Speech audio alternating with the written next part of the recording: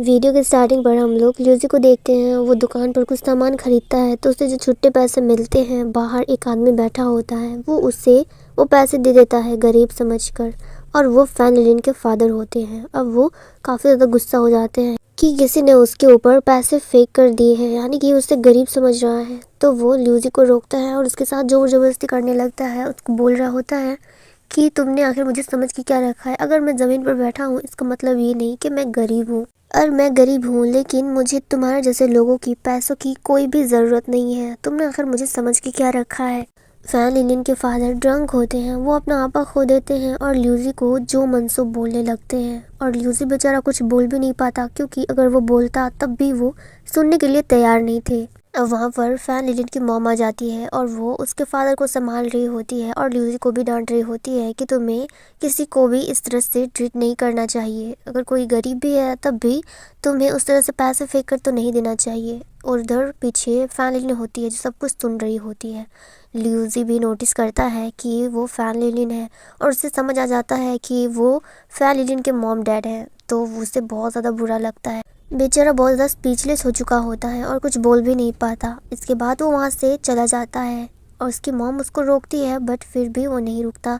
उसके डैड कहते हैं कि उसे जाने दो जहाँ भी जाता है। और इधर फैन लिलिन जो सब कुछ सुन रही होती है, देख रही होती है, और उसे बहुत ज़्यादा बुरा भी लग रहा होता है। और इधर ल्यूसी दौड़ते हुए जा रहा होता है। उसने जो डेनिम पहना हुआ होता है वो उससे खोल देता है और डस्टबिन में फेंक देता है और वहाँ से चले जाता है। और इधर फैन लिलिन जो सिर्फ ल्यूसी को ही देख रही होती है, उसे बहुत बुरा लग रहा होता है ल्यूसी के लिए, लेकिन वो कुछ कर भी नहीं सकती। अब हम नेक्स्ट डे का सीन देखते हैं। फैन लिलिन अपने स्कूल पहुंचती है तो सामने ल्यूसी होता है। वो उसे सॉरी कर रहा होता है, बट फैन लिलिन उसकी बातों पर ध्यान नहीं देती। वो उसे इग्नोर करके आगे बढ़ जाती है। जब वो आगे बढ़ती है तो वो अपने तीनों फ्रेंड्स को देखती है जो लोग एक साथ बैठे हुए होते हैं, आपस में बातें कर रहे होते हैं, बट फैन लिलिन की तरफ कोई भी ध्यान नहीं देता है। तो फैन लिलिन काफ़ी ज़्यादा सैड हो जाती है और अपने बेंच पर जाके बैठ जाती है। अब वो अपना फ़ोन चेक करती है जो उन तीनों का एक फ्रेंड ग्रुप होता है। तो वो देखती है कि फैन लिलिन को उस फ्रेंड ग्रुप से निकाल दिया है। फैन लिलिन को बहुत ज़्यादा बुरा लगता है कि एक रात की वजह से सब कुछ बदल गया। वो अपने फ्रेंड्स की तरफ देखती है तो वो सब लोग फ्रेंड ग्रुप पे मैसेज कर रहे होते हैं, चैट कर रहे होते हैं और मस्ती कर रहे होते हैं, बट फैन लिलिन की तरफ कोई ध्यान भी नहीं देता है।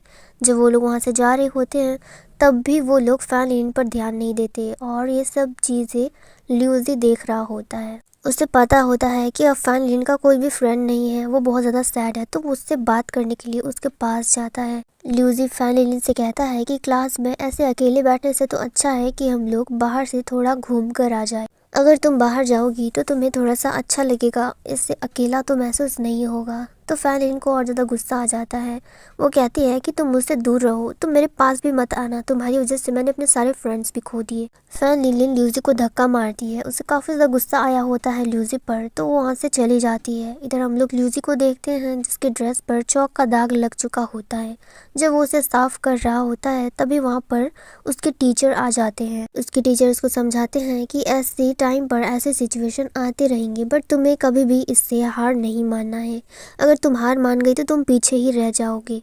ल्यूसी को बहुत ज़्यादा बुरा लग रहा होता है और इधर हम लोग फैन लिलिन को देखते हैं जो ये सब कुछ देख रही होती है। अब इधर हम लोग ल्यूसी को देखते हैं जो काफ़ी ज़्यादा गुस्से में होता है और अपने ड्रेस को धो रहा होता है। वो बोल रहा होता है कि हमेशा मेरे साथ ही बुरा क्यों होता है, जबकि मैं किसी का बुरा चाहता भी नहीं हूँ। और इधर हम लोग फैन लिलिन को देखते हैं जो बाहर खड़ी होती है। तभी उधर से उसके फ्रेंड्स आ रहे होते हैं। वो लोग काफ़ी हंसी खुशी में आ रहे होते हैं जो फैन लिलिन को देखकर बिल्कुल भी अच्छा नहीं लगता। तो ल्यूसी भी नोटिस करता है कि बाहर फैन लिलिन के फ्रेंड्स हैं। तो फैन लिलिन कहती है कि तुम लोगों ने मुझे ग्रुप से क्यों निकाल दिया। साफ नज़र आ रहा होता है कि फैन लिलिन बहुत ज़्यादा सैड है। तो जिया कहती है कि अब भला हम तुम्हें फ्रेंड ग्रुप पर क्यों रखें, तुम तो हमारी फ्रेंड हो भी नहीं। ये बोलकर वो लोग वहाँ से चले जाते हैं और तभी वहाँ पर ल्यूसी आता है। अब वो फैन लिलिन से कह रहा होता है कि क्या तुम्हारे फ्रेंड्स तुमसे बात नहीं कर रहे हैं, क्या उन्होंने तुम्हें अपने फ्रेंडशिप ग्रुप से ही निकाल दिया है। अगर वो लोग तुम्हारे सच्चे फ्रेंड्स होते तो ऐसा कभी भी नहीं करते। चाहे कितनी भी बड़ी लड़ाई क्यों ना होती, वो लोग तुम्हारा साथ कभी नहीं छोड़ते और हमेशा तुम्हारे साथ रहते। ये बोलकर ल्यूसी वहाँ से चला जाता है। बट फैन लिलिन को बहुत ज़्यादा बुरा लग रहा होता है कि उसने ल्यूसी को इतना भला बुरा बोल दिया सिर्फ अपनी गलती की वजह से।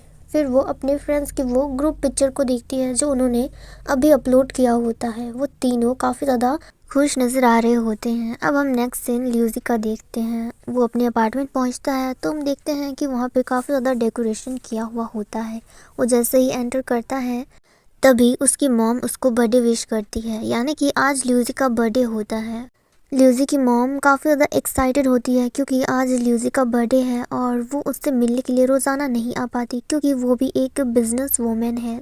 ल्यूसी अंदर आता है बट वो खुश बिल्कुल भी नज़र नहीं आ रहा होता है क्योंकि वो एक्सपेक्ट कर रहा था कि उसके डैड भी वहाँ पर होंगे बट वो नहीं है। और इधर दूसरी तरफ ल्यूसी की मॉम काफ़ी ज़्यादा खुश होती हैं। वो ल्यूसी के साथ सेल्फी भी लेती हैं उसे पोस्ट करने के लिए। अब उसकी मॉम कहती है कि मैं इस पिक्चर को पोस्ट करूँगी तभी सबको पता चलेगा कि हम लोग कितने ज़्यादा क्लोज हैं और तुम्हारे डैड भी अभी आते ही होंगे। पर ल्यूसी काफ़ी ज़्यादा सैड होता है क्योंकि उसे लग रहा होता है कि उसके डैड नहीं आएंगे। तो वो कहता है कि मैं सोने जा रहा हूँ, मुझे बहुत ज़ोर से नींद आ रही है और आप खाना खा के यहाँ से चले जाना। तो ल्यूसी की मॉम कहती है कि मैंने केक को बहुत पहले ही ऑर्डर कर दिया था, वो बस आने ही वाला है, हम लोग केक कटिंग कर लेंगे उसके बाद चले जाएंगे और तुम्हारे डैड आते ही होंगे, हम सब लोग मिलकर तुम्हारा बर्थडे सेलिब्रेट करेंगे, उसके बाद यहाँ से जाएंगे। इसके बाद दरवाज़ा कोई खटखटाता है तो ल्यूसी को लग रहा होता है कि शायद वो उसके डैड है। वो कहीं ना कहीं होप कर रहा होता है। पर जैसे ही वो दरवाज़ा खोलता है तो वहाँ पर डिलीवरी मैन होता है जो केक लाया हुआ होता है। अब वो ल्यूसी को पास करता है तो ल्यूसी उससे लेने ही वाला होता है बट वो रुक जाता है और कुछ सोच रहा होता है। तो कुरियर मैन भी शॉक्ड होता है कि आखिर ये केक को ले क्यों नहीं रहा। वो बोलता भी है कि आप केक को क्यों नहीं ले रहे हो। तभी वहाँ पर ल्यूसी की मॉम आ जाती है और ल्यूसी को डांटती है और कहती है कि जब ये केक को पास कर रहे हैं तो तुम इसे ले क्यों नहीं रहे हो, आखिर तुम सोच क्या रहे हो।